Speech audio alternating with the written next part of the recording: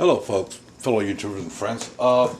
In the last video we glued or epoxied the magnets in place. It was a rather lengthy video. I hope some of you that didn't understand exactly what I was doing did watch the whole thing. It was like 41 minutes. I got a little carried away, but anyway, we got the magnet glued in, and that was night before last. It's not quite nighttime here yet, so it's been about 38 hours, and the epoxy is set up really well, really nice.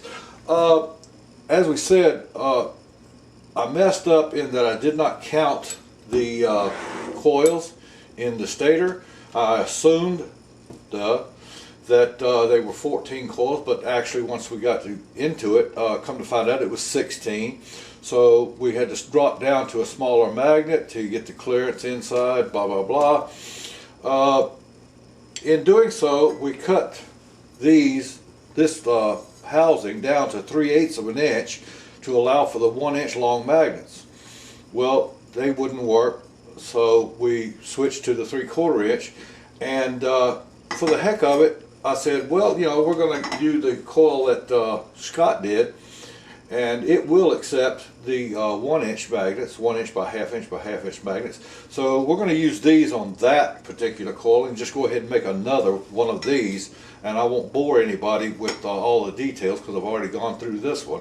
I'll just simply make it up and take these and put on it. But anyway, I just want to show you, because these are 3/4 inch magnets, a half inch wide gap instead of 3/8 here would give me more meat, more surface area. So since I've got so many ceiling fans laying around, and they're all roughly the same size except for this little deal here, they're all the rest of them are 14 coils, and they're exactly the same size casing as this one. So everything works good. I just, you know, like I said, it was a mix-up, a mess-up, but what you need to do is turn things around in your advantage. So what I did is I made a scribe, half-inch scribe, scribed it around, like so, as I think you can see that. Okay, and we cut it down to half inch and stuck one in, and it works absolutely perfect. It's really flush all the way around, really nice. Inside there's plenty of clearance, so it gives us plenty of meat. And take my rubber mallet and knock this out. Ooh! Strong magnets. Okay, as you can see, that's a half inch gap all the way, half inch flange all the way around. Worked fantastic. Okay, I'm gonna go ahead and cut this one now off camera, and we'll see what we can do about getting it together.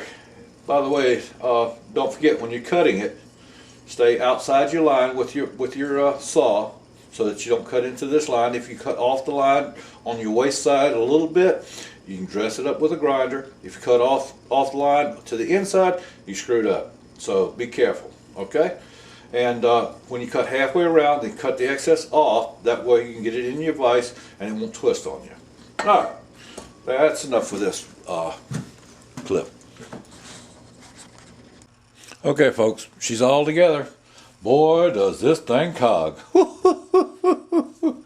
Oh, man. Anyway, we got the magnets in there, and anyway, I put it up in the vise, and I'm going to spin it by hand a couple of times. I'm not going to bore anybody. Just show what we're doing. I've got it set on 400 AC volts right now.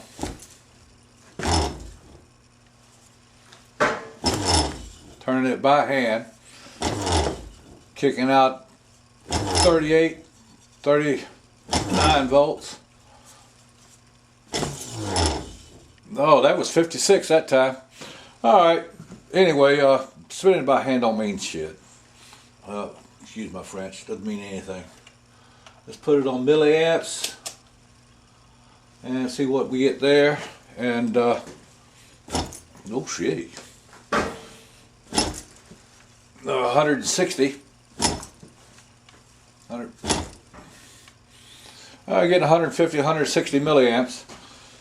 Okay. Let's see. Got something here I want to show you.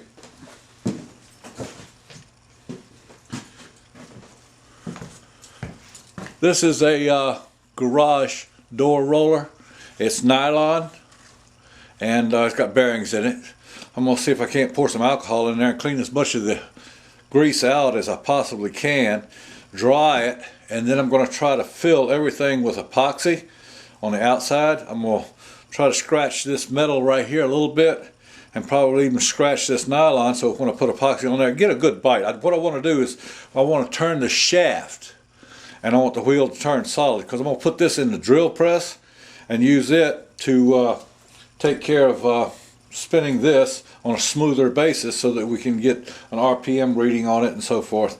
Okay, I'll take care of this, and in the meantime, hopefully before I make another video, I'm going to do the stator that Scott Brown rewound for me. By the way, everybody knows Scott Brown's YouTube username is Muddy Muddy Mudman. I've had a few people tell me they couldn't locate him. Well, the thing is, they're typing in the Muddy Muddy Mudman. It is not the. Leave the off. T-H-E. Leave it off. It's Muddy Muddy Mudman, and man is spelled with 2 N's. Okay? That way you'll find him. And if you go to his site and check out some of his videos, if you haven't already done it, you'll find the man is absolutely brilliant. Absolutely brilliant. He has some extremely interesting videos. You need to check them out, folks. All right. Take care. Bye-bye. Hello, folks. We're going to start, in fact we already have, started doing the 6-inch pipe casing for the 14 coil stator that Scott Brown from Muddy Muddy Mudman rewound for me. I'm going to try very hard not to duplicate any things that I've done, such as gluing the magnets in and this, that, and another. I just want to show a little trick that I just thought about and used. Of course, everybody knows.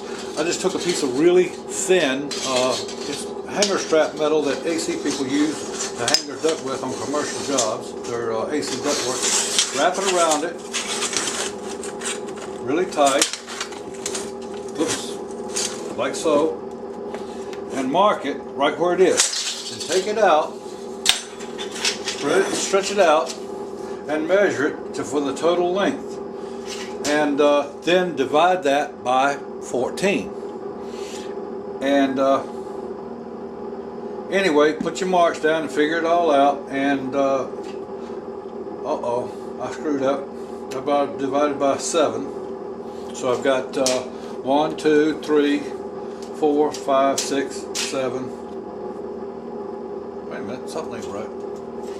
1, 2, 3, 4, 5, 6, 7. Yes.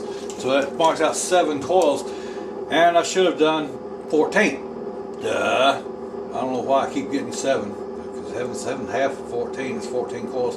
So anyway, it's going to be halfway between these, and I'm going to fix that before I do it, but I don't want to change this video.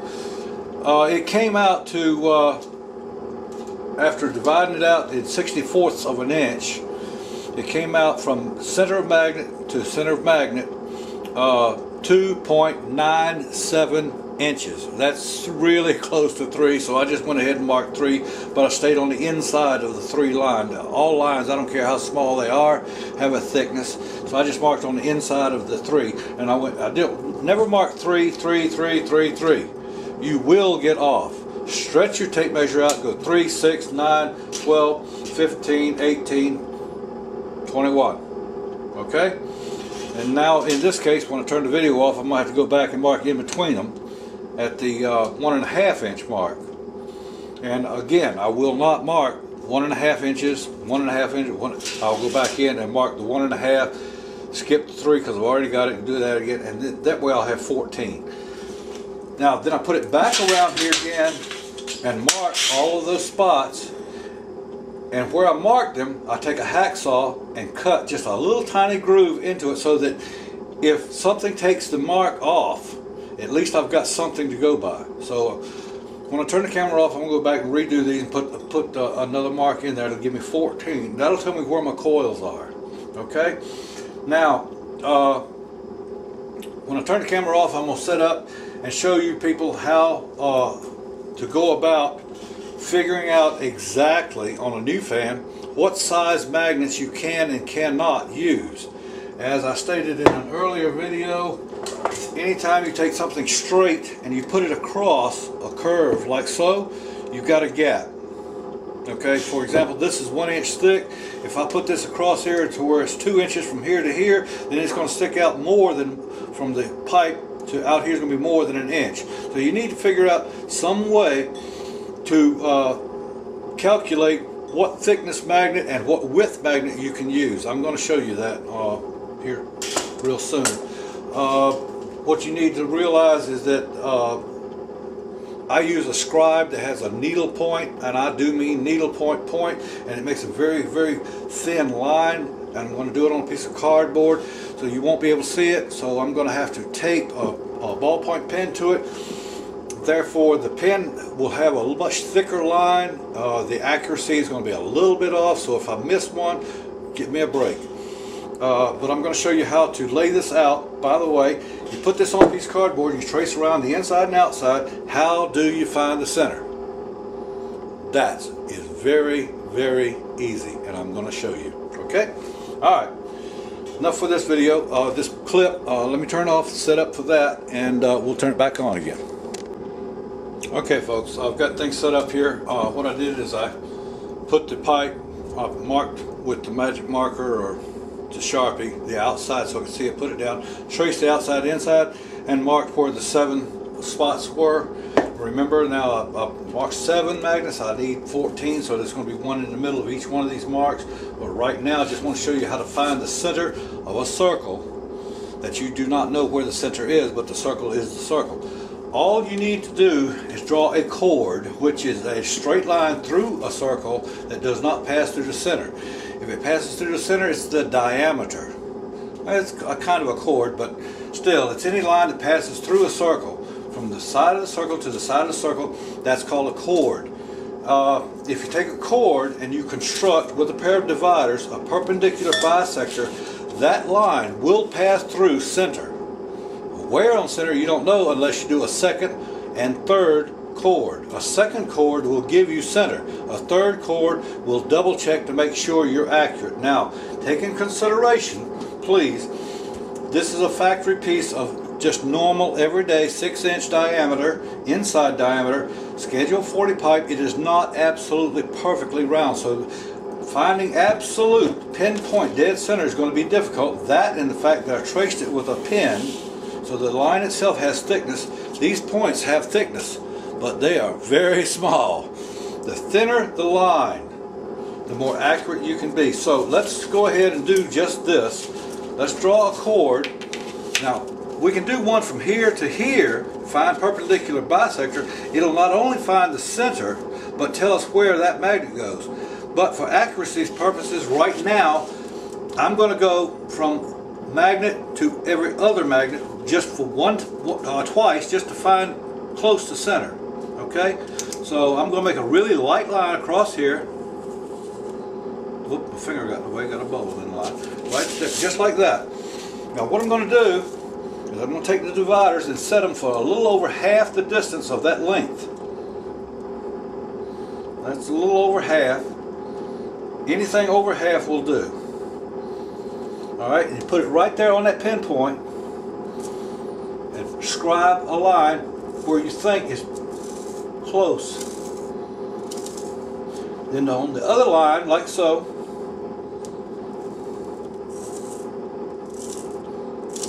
now a line drawn from there, from the cross to this line, should pass through dead center.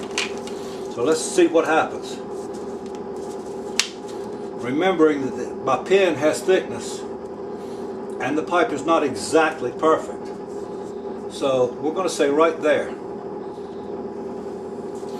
This line should be passing through dead center, and the way we're going to check that is we're going to go and do another one. Now it doesn't make any difference where the chord is, as long as you just draw the chord, period, and know where the center of the line is. In other words, you could just measure, take a tape measure and just measure across there 8 inches from there to there, and then mark 4, and then wherever your construction point is, pass it through it, and that will be a perpendicular bisector.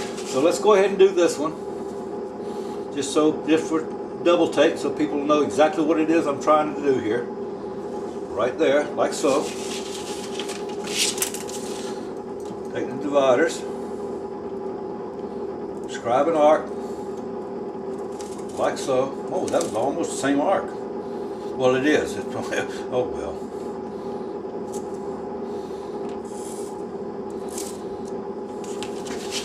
Okay, and then we draw a line through here, line up there, line up where they cross, which is right there.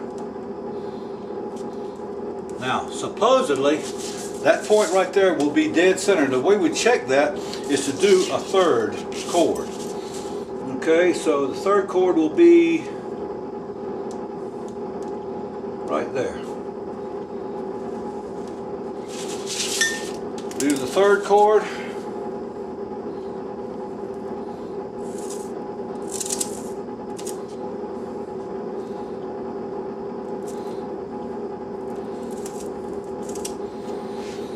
And we draw a line through here. Let's see, we'll find the center right there.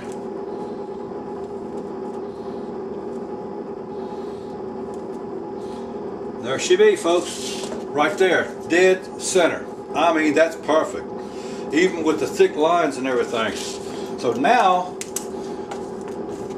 you know how to find the center of a circle that you don't know where it is. In other words, you didn't construct the circle. Now, the reason I'm showing you this is because I have a lot of steel circles that are 11 7/8 of an inch in diameter, and they were cut by a laser and a CNC machine. And I bought them for Scott Brown myself to make dual magnetic axial flux turbines out of.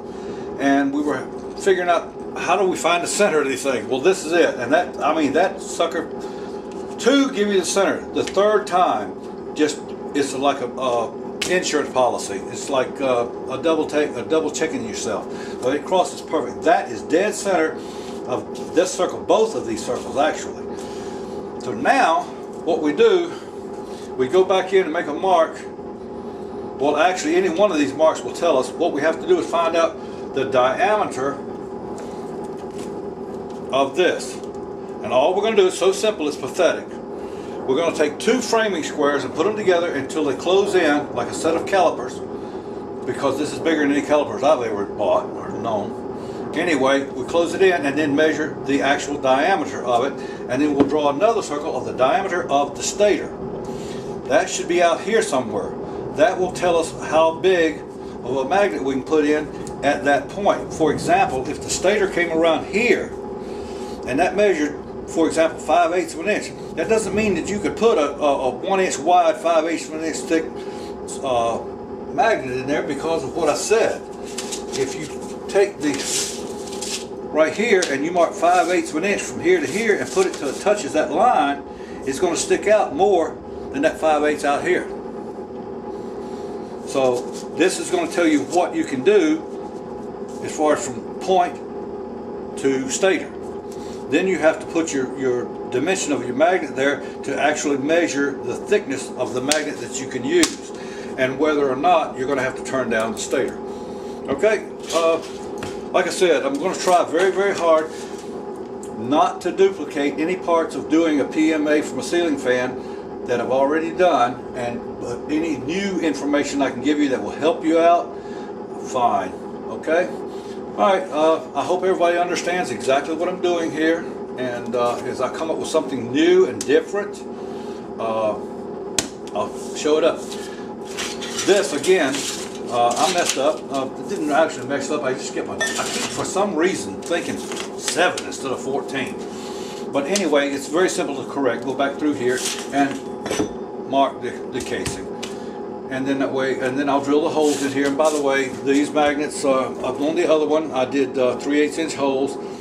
The magnets were 3/4 of an inch. I should have did them bigger. This one, the magnets are 1/2 inch wide, so I'm going to use a 3/8 inch bit to drill the hole, 5/8 inch to countersink it. Should give me more room to get my epoxy in.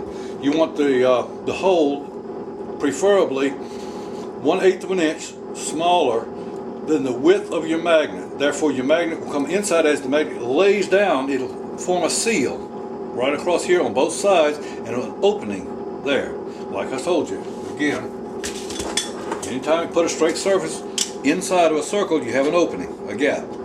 Okay? So, but where it touches on the ends, it seals. So that gap would come over here and you pour your epoxy in, it'll flow in and fill that gap, and you fill it up till that countersink part, and that acts like a rivet or bolt head, and it gives you even more strength on your epoxy. Okay? Alright, enough for this. Let me see if I'm going to start building this thing, and as I run across any phase that I did not do in the building of the other one that might help you, I will make clips of that and put it in this video. Thank you much.